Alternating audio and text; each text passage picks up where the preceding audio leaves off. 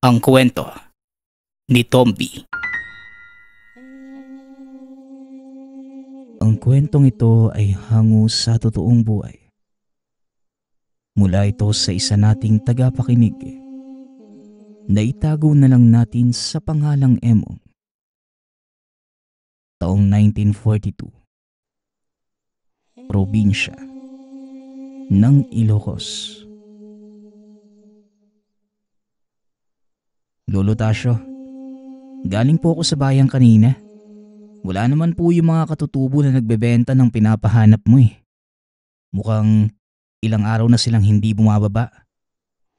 Ano po bang kailangan nyo sa gamot na pinapabili mo sa kanila? Sa makalawa pa yung dating ni Tiyo eh. Wika ni Emong sa lolo na hirap ng huminga. 22 anyos. Umaasa si Lolo Tasyo na mapagaling ng gamot na mabibili lamang sa mga katutubong bumababa sa bayan.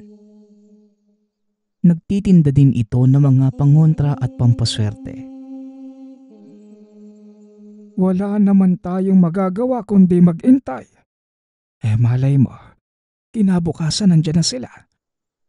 Nasubukan na din nating bumili ng gamot sa mga pagamutan. Pero tignan mo, hindi naman epektibo sa sakit ko. Wika ng lolo nito. Edad 65. Patuloy pa rin ito sa pag-ubo. Awang-awa na si Emong sa matanda.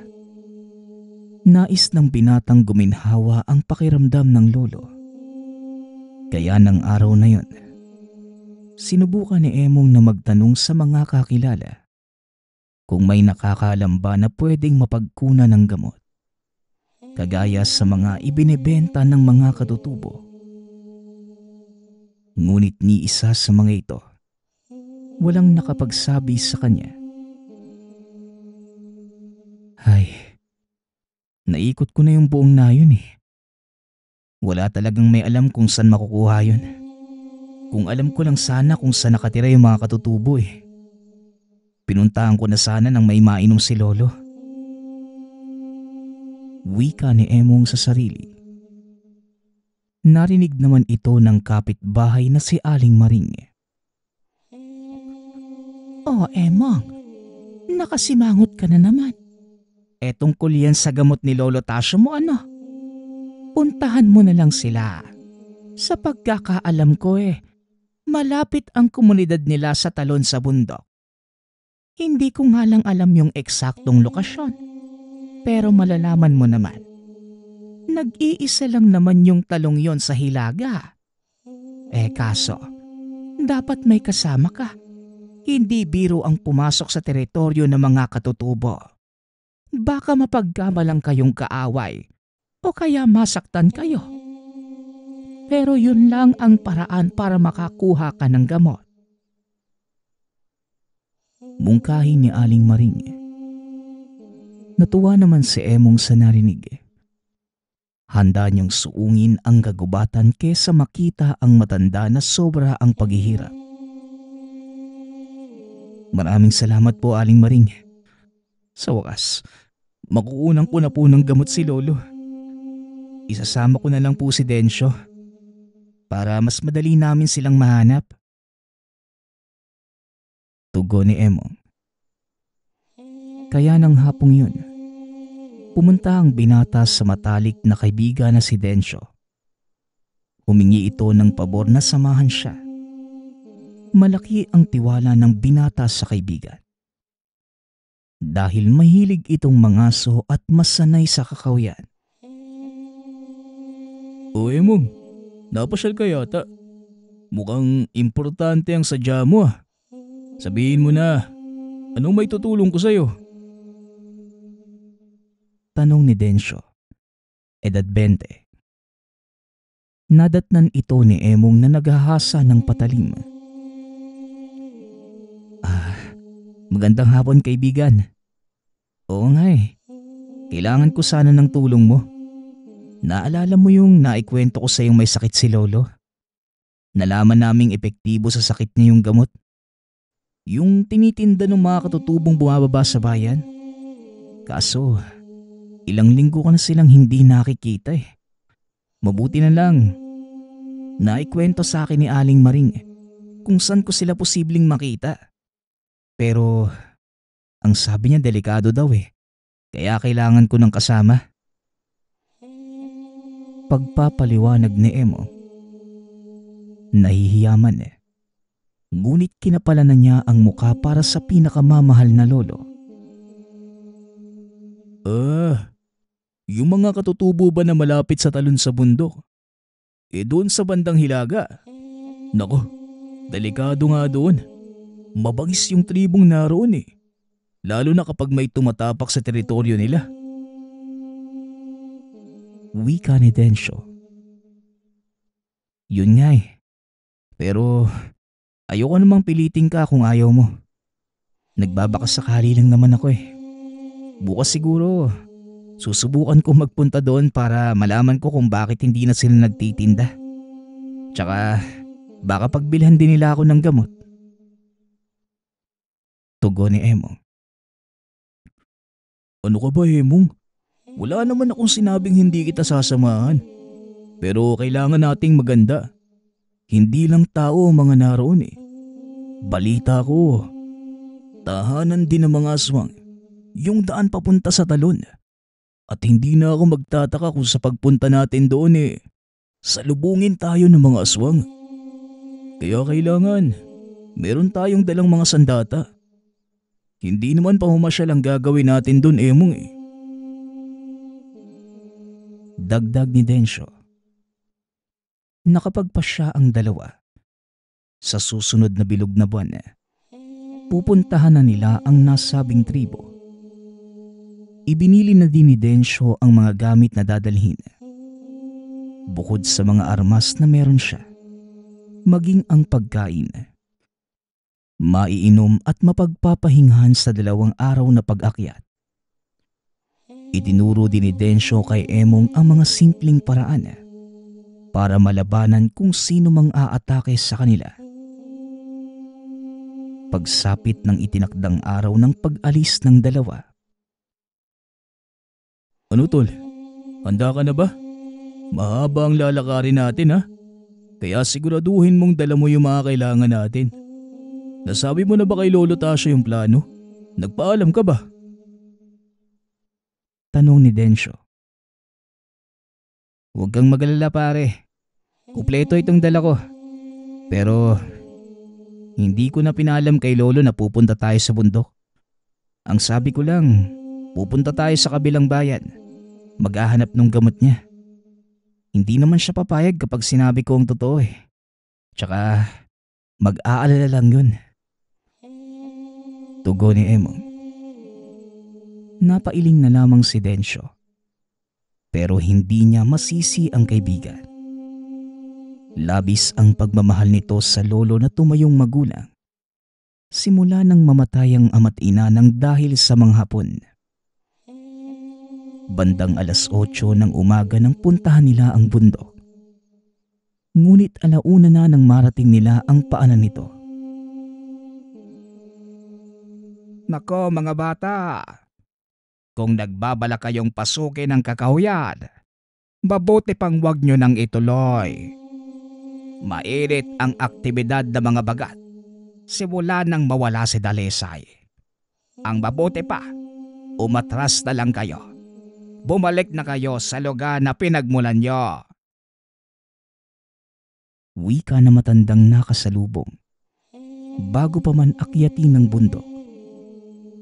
Ngunit mahalaga ang pakay nila.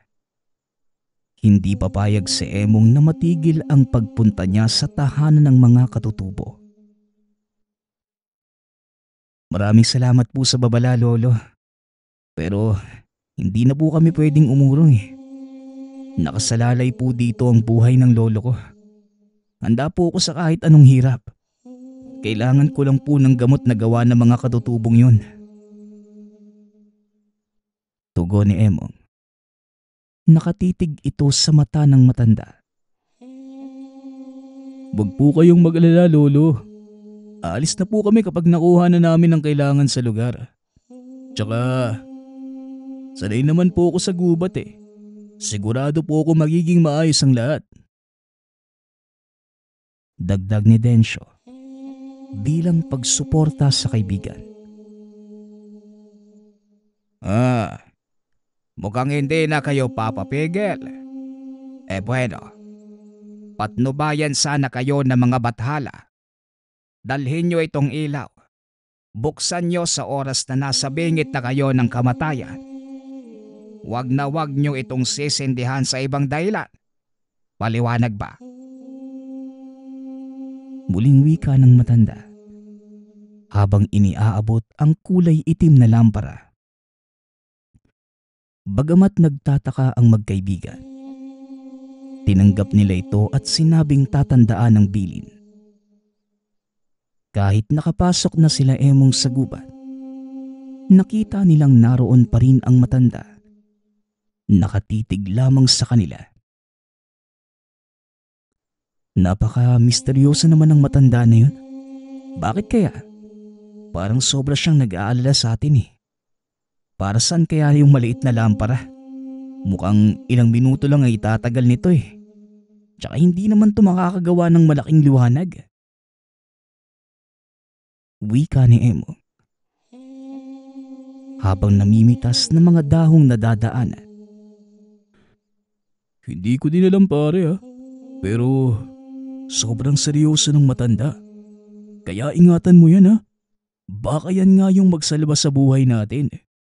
Tsaka itigil mo nga yung pamimitas ng mga halaman. Mamaya may magambala ka pang elemento. Naku. Puna ni Densyo. Kaagad namang nahinto si Emong sa sinabi ng kaibigan. Alam mo, bilib na talaga ako sa iyo, Densyo. Marami ka talagang alam tungkol sa kakahuyan eh. Mabuti na nga lang, sinamahan mo ko. Siguro kung mag-isa lang ako, kanina pa ako napano. Teka, nasa na ba yung daan papuntang Talon? Malayo pa ba? Tanong ni Emo. Ano ka ba? Kakapasok lang natin nagtatanong ka kaagad. Ang mabuti pa, bilisan mo na lang maglakad. Kundi iiwan kita. Kailangan bago magdilim, nasa malaking puno na tayo ng Nara. Tugon ni Densyo. Ang punong sinasabi nito ay palatandaan niya sa ligtas na lugar sa loob.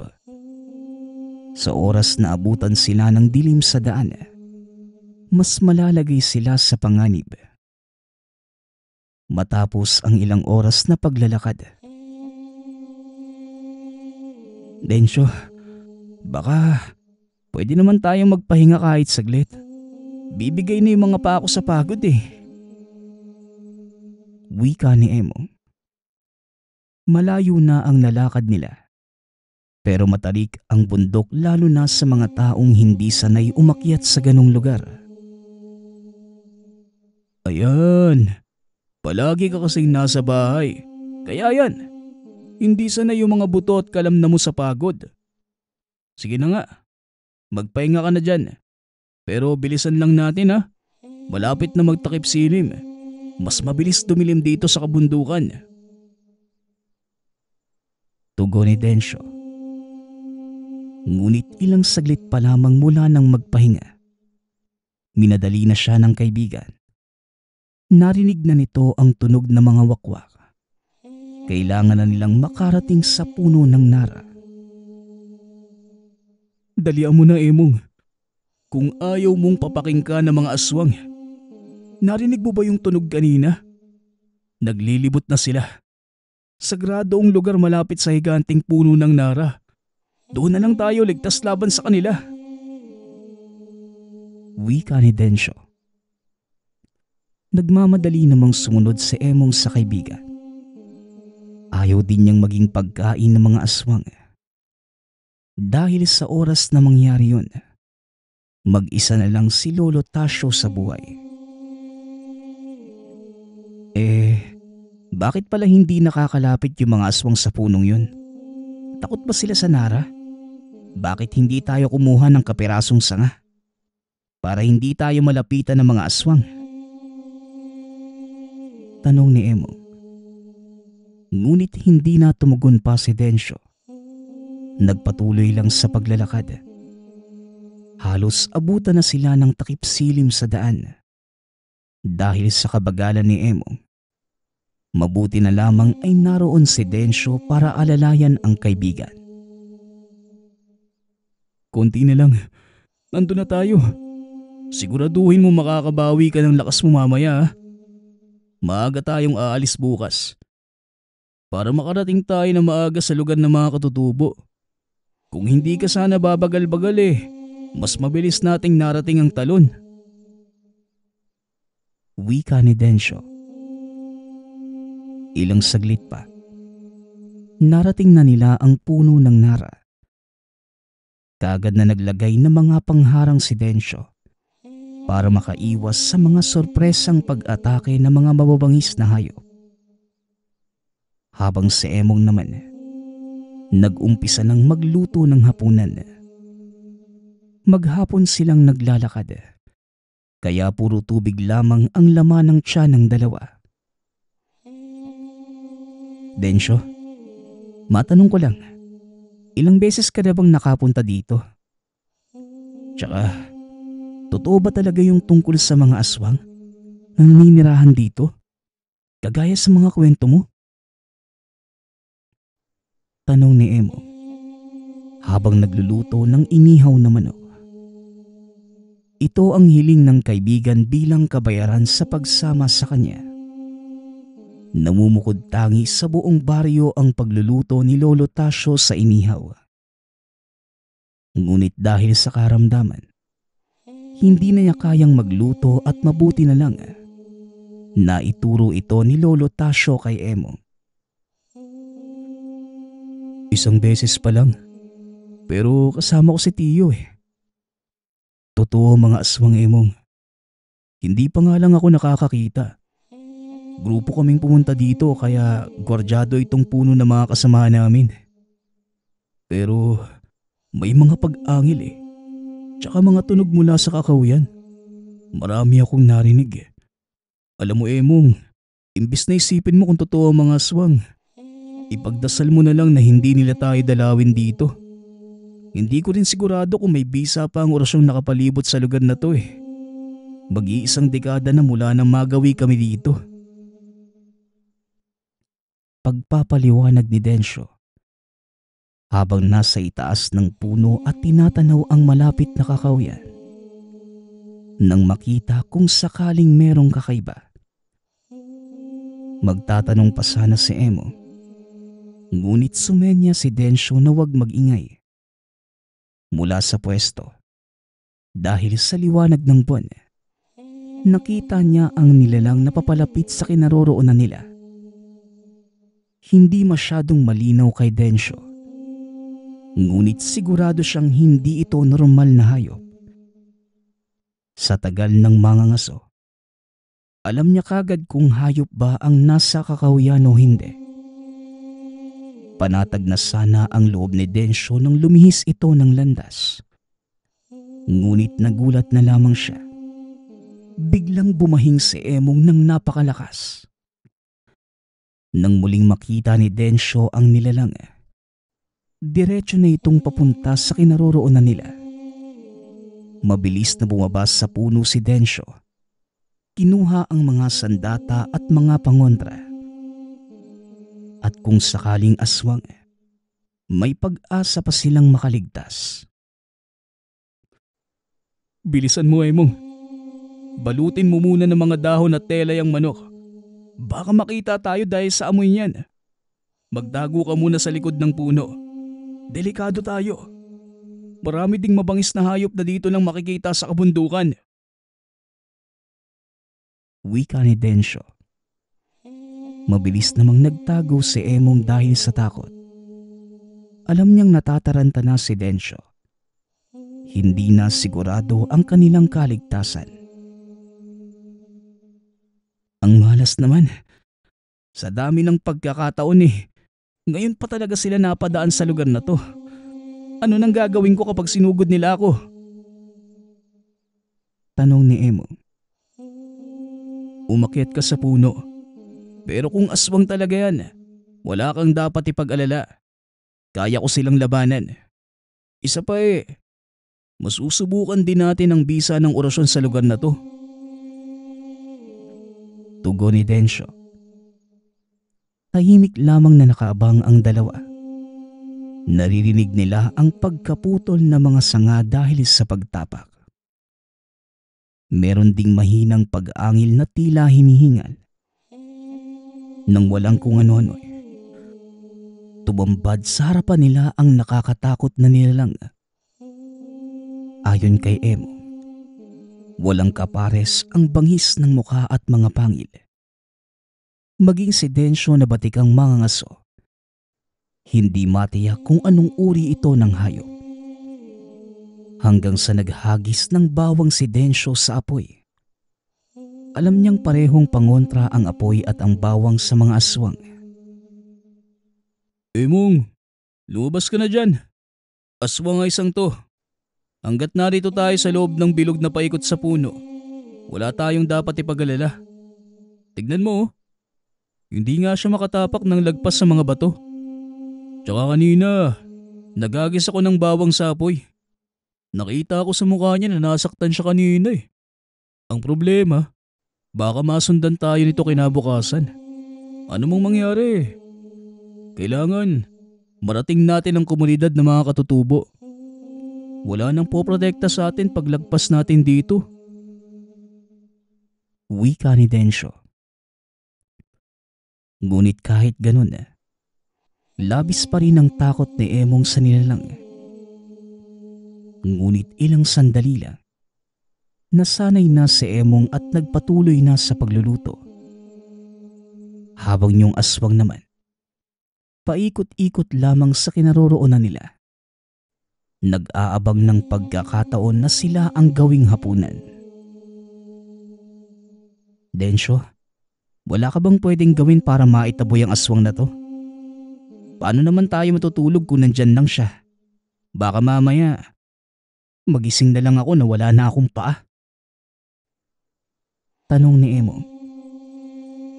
Hanggat walang ginagawang masama sa'yo, wala tayong gagawin. Katulad lang din natin sila. Nagugutom at nangangailangan. Tsaka Emong, tandaan mo palagi, tayo ang pumasok sa teritoryo nila. Respetuhin pa rin natin sila. Ang mabuti pa, kumain na tayo at magpahinga. Mas magiging mahirap bukas. Ipagdasal mo wag umulan, kundi mas matatagalan tayo sa pag-akyat. Tugon ni Densyo. Nauunawaan naman ito ni Emo. Nakalimutan niya na sila mismo ang dayo sa lugar. Sumunod naman ito sa mga payo ni Densyo. Paidlip pa lang sana si Emo. Kaagad namang tinawag ng kaibigan ang pangalan niya. Ano ba Densyo? Akala ko ba gusto mo akong makatulog? Bakit na naman? Tanong ni Emo. Teka, tignan mo. Utos ni Densyo. Nang imulat ni Emong ang mga mata, merong kapre na nasa itaas ng puno. Tahimik lamang itong nakamasid sa kanila. Nakatitig lamang, taliwas sa mga kwento na palaging nakatabako. Ngunit mapapansin ang kaitiman ng balat, kaya hindi kagad ito makikita sa dilim. Sa labis na pagkagulat, halos mapatakbo si Emong na mga sandaling yun. Mabuti na lamang ay nagawa siyang pigilan ni Densyo. Kung nagkataon, siguradong lalapain siya ng aswang sa oras na makalabas sa proteksyon ng puno. Ano ba yan, Densyo? Ang laki. Baka kainin tayo ng buhay niyan. Wika ni Emo. Pero pilit itong pinakalma ni Densyo. Kapre yan tol, huwag kang papalinlang sa itsura niyan. Hindi sila direktang umaatake. Dadaanin ka nila sa pananakot at panlilin lang. Mga elemento sila ng kalikasan Hindi sila nangangain ng tao. Kaya huwag ka lang magpapakita ng takot. Magiging maayos tayo. Iwasan mo na lang matulog ha. Baka pasukin ka niyan sa panaginip mo eh. Babala ng kaibigan. Dahil doon, nanatili silang gising hanggang sa sumapit ang madaling araw. Naroon pa rin nakaupo sa malaking sanga ang kapre habang nakadungaw sa kanila. Mag-aalas 6. Nagpasya na ang dalawa na mag-umpisa na muling maglakad. Nawala na ang presensya ng aswang sa paligid. Tila nagsawa na lamang ito sa pagbabantay. Emong, mula rito, wala na tayo magiging pahinga hanggang sa makarating tayo sa tahanan ng mga katutubo. Kung gusto mo makabalik ng buhay, huwag kang lalamya-lamya. Bilisan mo ang paglalakad ha. Kailangan makarating tayo doon bago magdapit hapon. Paalala ni Densyo. Napatango na lamang si Emong. Pagod at puyat dahil magdamag siyang gising. Dala ng presensya ng kapre. Katakot-takot na akyat baba ng gubat ang dinaanan ng magkaibigan. Meron pa silang nakita na mabangis na hayop, kagaya ng mga baboy ramo at ahas. Ngunit wala namang oras si Densyo para tugisin ang mga ito. Oras ang kalaban nila ng mga sandaling yun. Matyaga nilang tinahak ang kasukalan ng gubat. Labis namang namangha si Emong sa layo ng lupain ng mga katutubo. Ibig sabihin, ganito kalayo ang binabaybay nila pababa ng bayan para makapagtinda ng mga gamot. Tapos pagdating sa bayan babaratin lang sila ng mga mamimili. Todo pa ang tawad? Tanong ng binata. Nakonsensya si Emong dahil isa siya sa mga mamimili. Mahilig tumawad sa mga tindang gamot na mga katutubong tindero. Sinabi ni Emong sa sarili, kung sakaling babalik ito sa pagtitinda sa bayan, sisikapin niyang bilhin ang mga paninda sa tamang presyo. Ilang saglit pa, narating na nila ang talon. Nandito na tayo. Kunti na lang. Makikita na natin kung saan sila nakatira. Maganda ka, Emong ha. Malaki ang posibilidad na akalain nilang makakalaban tayo. Maging alerto ka sa paligid. Babala ni Densyo. Bago tumuloy sa paglalakad, minabuti muna ng dalawang magpahinga sa balon. Mataas pa ang araw. Mas maaga nila itong narating kesa sa tansya ni Densyo. Tuyong-tuyo na yung lalamunan ko. Gutom na din ako. Ang mabuti pa, kumain na muna tayo habang nandito pa. Baka mamaya, wala tayo makain sa pupuntahan natin Wika ni Emong. Kaagad naman niyang hinanda ang baong pagkain. Gumawa na din siya ng apoy na paglulutuan. Habang si Densyo naman, sumubok na makahuli ng isda sa ilog. Matapos mailuto, kaagad nang kumain ng dalawa.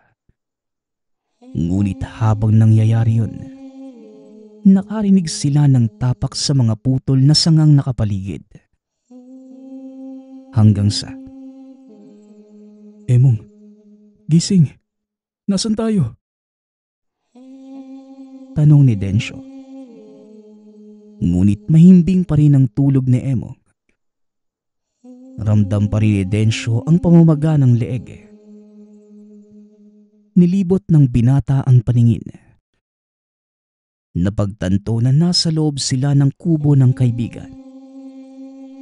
Sarado ang mga pinto at madilim, kaya inakala pa nitong gabi na.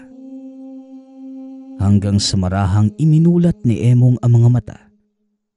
Kinapa din ang paligid. Dahil walang makita, natamaan niya si Densyo. Densyo, ikaw ba yan? Nasaan ba tayo?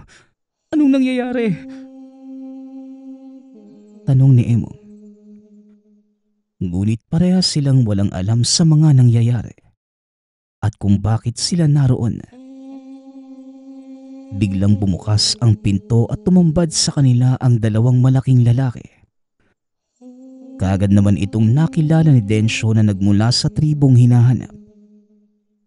Itinayo sila ng mga ito. Pinalakad papalabas papunta sa mas malaking kubo na bukas at walang dingding. Hanggang sa nakita nila ang pamilyar na matanda. Maligayang pagdating sa aming maliit na komunidad. Mabuti naman, nagawa niyong makaligtas sa mabangis na kakahuyan ng kayong dalawa lang. Mukhang napag-aralan niyo ang pasikot-sikot ng gubat. Wika ng matanda. Labis namang nagulat ang magkaibigan. Ang matandang nasa harapan, ito ang nagbigay sa kanila ng itim at maliit na lampara. Teka tatang, hindi ba kayo yung nandun sa pasukan ng bundok? Yung matandang nagbigay sa amin ng lampara? Dito po pala kayo nakatira? Paanong mas nauna pa kayong nakarating sa amin? Tanong ni Emo. Siniko naman ito ni Densyo. Dahil tila wala itong respeto kung makipag-usap sa matanda. Pagpasensyahan niyo na po itong kaibigan ko. Bihira po kasing makalabas ng bahay, kaya hindi marunong makipag-usap sa ibang tao. Maraming salamat nga po pala sa pag-imbita dito. Ako nga po pala si Densyo, at ito namang maingay na kasama ko, si Emong. Pagpapakilala ni Densyo. Walang anuman iho. Tawagin niyo na lang ako sa pangalang Teryo. Tama kayo. Dito ako nakatira. Nasa 2 dekada na din ang nakaraan ang una kong tumira dito. Ano ba talagang sadya niyo sa lugar namin? Tanong ni Tandang Teryo. Naparito po sana kami para makabili ng gamot. Sigurado po kung kayo ang gumagawa ng mga tinitindang gamot na mga kasamahan nyo dito Doon lang po kasi bumuti ang kalagayan ni Lolo. Magdamag po siyang hinahapo, tsaka inuubo. Kaya nilakasan ko na po ang loob ko. Nagpasama na sa kaibigan ko para sadyain kayo. Hindi na po bumababa sa bayan yung mga kasamahan nyo Tugon ni Emong. Natutuwa akong marinig na maraming natutulungan ng mga gamot na nagbumula dito. Matagal din naming inaral at sinubukan ang mga binababang mga gamot sa bayan.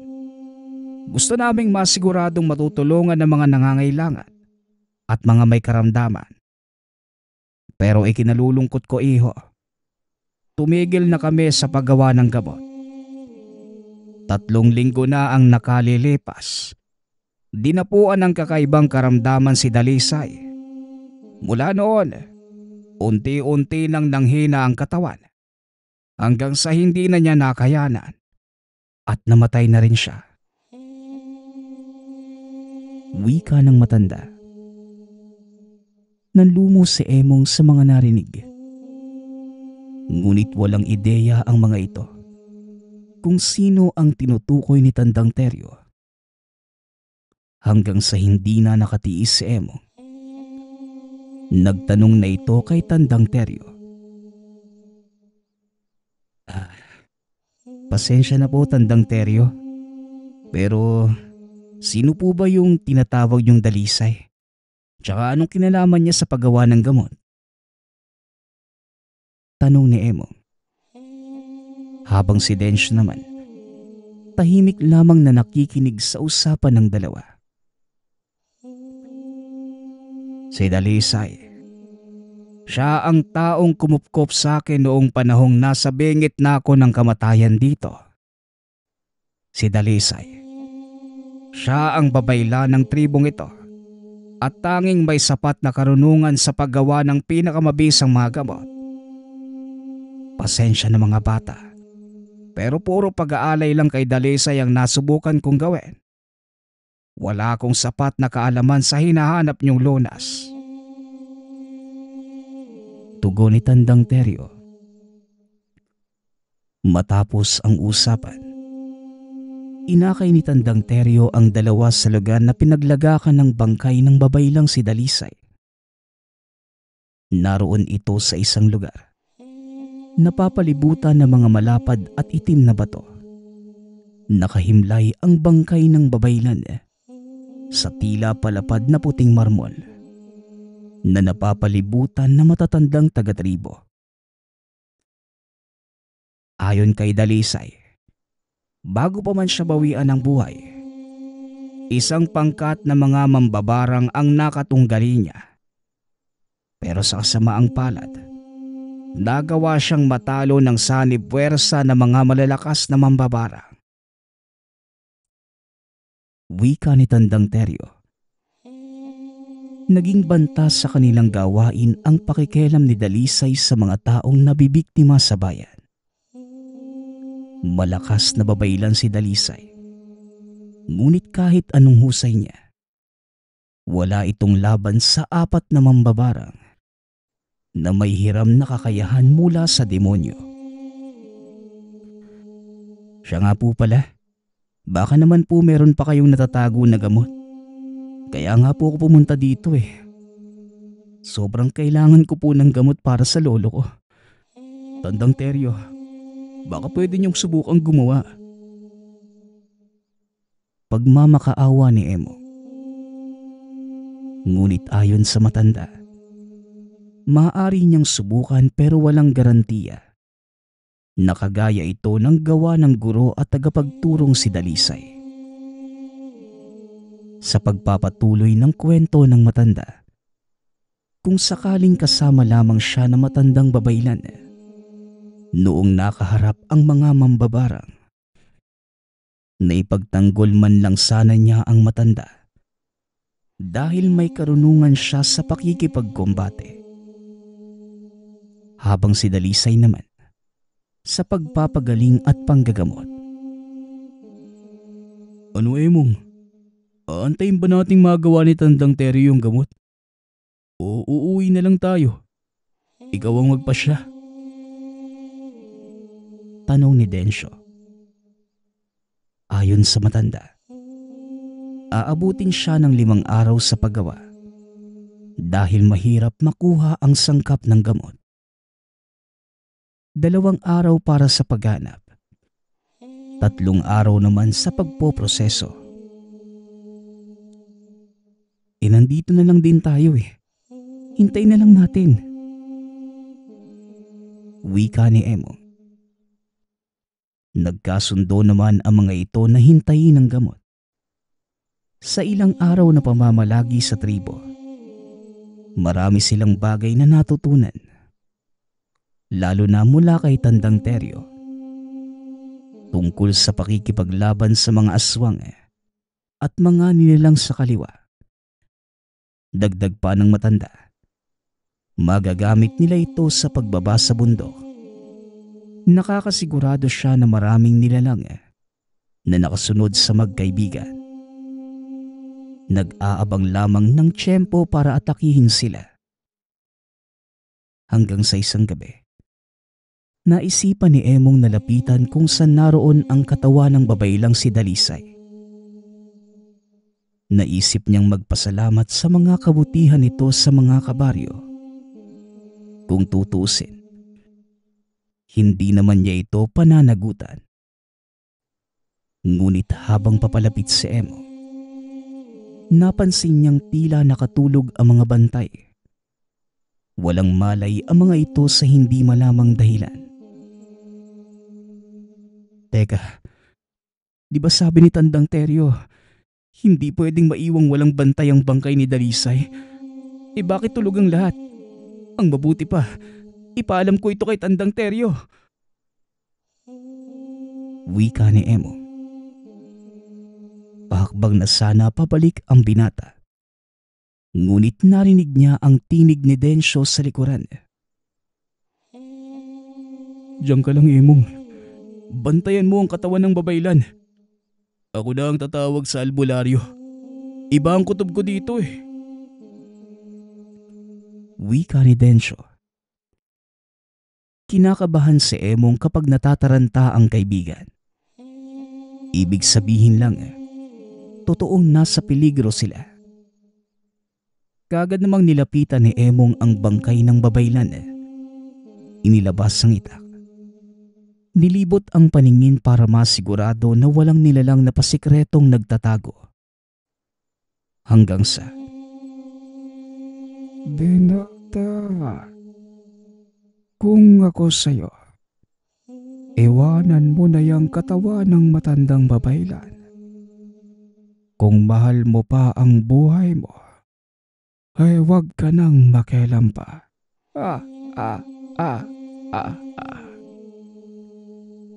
Wika ng tinig.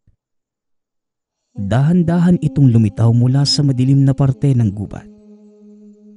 Nakita ni Emong ang itsura ng totoong takot at kamatayan. Isang matanda na may malapusa ang mga mata. Matatalas ang mga nangingitim na ngipin at kuko. At napakahaba ng magulong buhok. Tanga nito ang mahabang tungkod na may kulubot na pabilog sa dulo, na tila kumpol na mga ugat.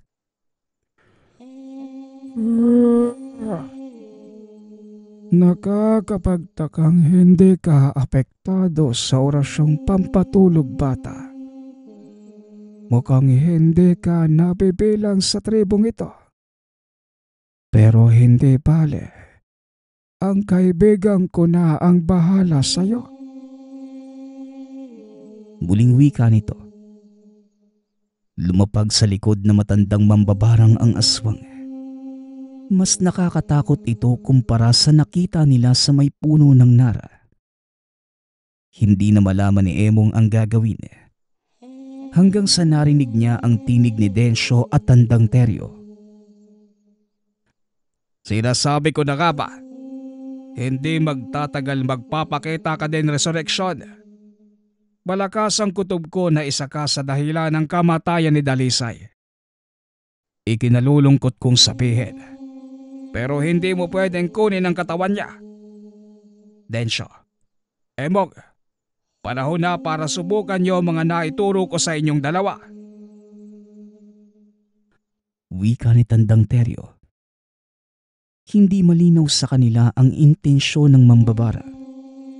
Pero nais nitong makuha ang bangkay ni Dalisay. Nakahanda na sa pakikipaglaban si Densyo. Habang si Emong naman, nagdadalawang isip. Ilang araw lang siyang naturuan ni Tandang Teryo. Sa tingin niya hindi yun sapat para magawa niyang kalabanin ang aswang. Hanggang sa nag-umpisa ng sumalakay ang nilalang. Hinarap ito ni Densyo. Habang si Tandang Teryo naman, mabilis na nag-usal ng mga orasyon para kontrahin ang mga sumpang ibinabato ng mambabarang na si Resurreksyon. Ramdam nila Emong ang bigat ng presensya sa paligid at ang matinding tagisan ng orasyon ng dalawang matanda. Emong, huwag kang tumunganga dyan. Tulungan mo ko kung gusto mo pang makauwi sa lolo mo. O baka gusto mo mamatay na dito at hayaang mamatay ang lolo mo sa sakit niya. Wika ni Densyo. Napukaw ang isipan ng binata. Kaagad iniampa ang patalim sa aswang. 2 laban sa 1. Bagamat hindi pa gaanong kabiyasa sa patalim si Emong, nakakaya niyang sabayan ang galaw ni Densyo. Nag-uumpisa ng bumigat ang mga atake ni Emong. Napaatras na ang aswang na nooy nakatingin sa kasamahang si Resurreksyon. Nang mawala saglit ang atensyon nito sa dalawa, biglang bumaon sa dibdib ng nilalang ang matalim na sandata ni Emong at Densyo. Umandusay sa lupa ang aswang. Marahang nagbalik sa anyong tao nito. Isang dalaga. Narinig nila Emong ang pagtawag nito ng lolo sa mambabarang. Walang silbing aswang. 2 bagito lamang napabagsak ka. Wala talaga kayong silbing mga bagong aswang ng ating angkan. Wika ni Resurrection. Nagbitaw ng engkantasyon ng mambabarang. Sa isang iglap, hindi na makagalaw pa sila Emong. Mabuti na lamang mabilis mag-isip si Tandang Teryo. Kaagad niyang natulungan ang dalawa. Makinig ka, bata. Kaya kong pagalingin ang lolo mo sa karamdaman niya. Sa isang kondisyon. Kung sa ilalim ka lang sa kapangyarihan ko, sisiguraduhin kong gagaling ang lolo mo at mas lalakas ka pa. Mas malakas sa kaibigan mo at sa matandang ito.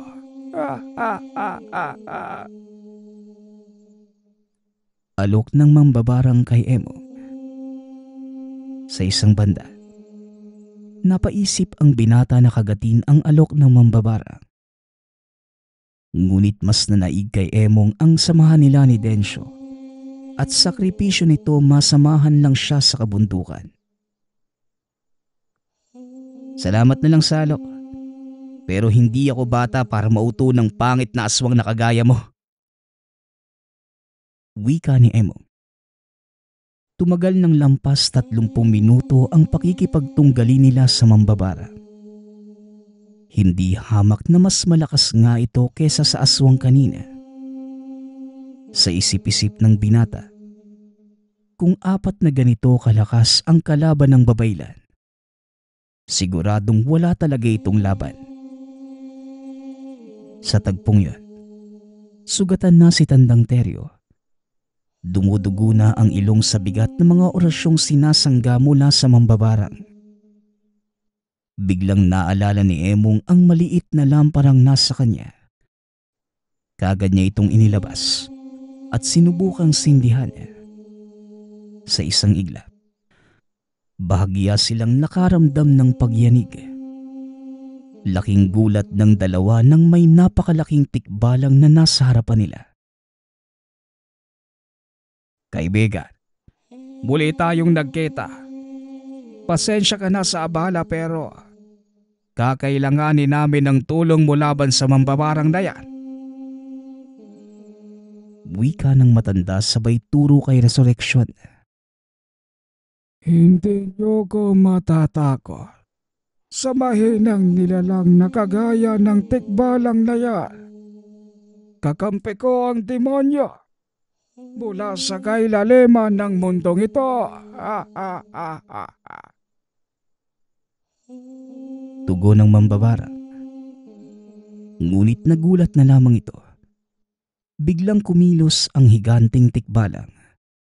Dinampot ang mambabarang at malakas na bugso ng hangin ang dumaan. Sa pagdilat ng mga mata nila Emong, wala na ang tikbalang at mambabarang. Ano pong nangyari, Tandang Teryo? Nasaan na yung mambabarang at yung tikbalang? Tanong ni Emong. Iniikot pa niya ang mga mata sa paligid. Huwag ka nang mag-alala, Emong.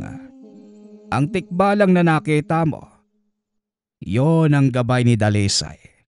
Isinama na niya ang mambabarang sa mundo niya. Hindi na makakabalik si Resurrection sa mundo natin. Salamat sa inyong dalawa. Hindi nagawa ng mambabarang na makuha ang katawan ng babaylan. Bueno, nakumpleto ko na ang gamot na kailangan ng lolo mo. Kinabukasan, ipapahatid ko kayo sa paanan ng bundok para masiguradong makauwi kayo ng ligtas. Tugon ni Tandang Teryo. Nagtanong naman si Emong kung kailan ang magiging libing ng babaylan. Tumugon naman ang albularyo na hindi niya pa alam. Tila may hinihintay lang siyang sinyales mula sa kalikasan. Pagsapit ng umaga, sinamahan sila ng 4 na kalalakihang nagmula sa katutubong tribo. Ibang daan ang tinahak.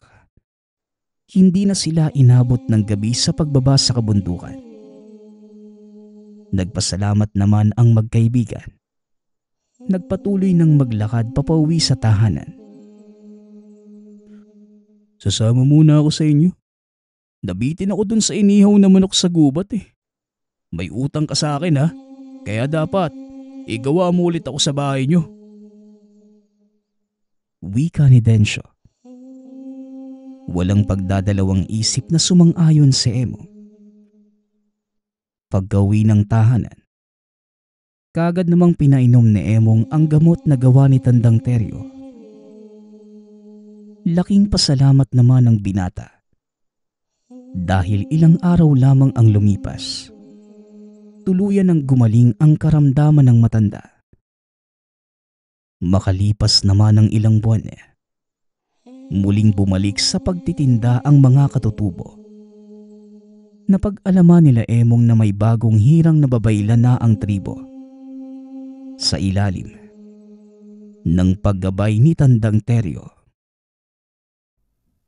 Nagpapasalamat nga pala ako sa lahat ng sumusuporta sa ating channel. Nawa ay patuloy niyong suportahan at pakinggan ang ating mga kwento